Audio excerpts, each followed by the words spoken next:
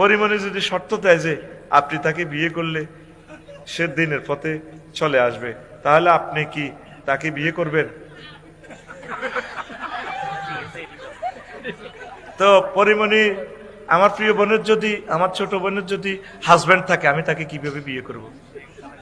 যদি কোনো কারণে হাজবেন্ড কোনো সমস্যা হয়, সে যদি দিনের পথে আসে, তার সব ছবিগুলো যদি ডিলিট হয়, কেমন? যদি সে আসতে চায় আসুক না, দরজা তো সব সময় খোলা। তবে ঘরে যদি আমি মাইর খাই, তোরা আমার ফিটের স্থানে একটু ফিট বিছিয়ে রাখিস।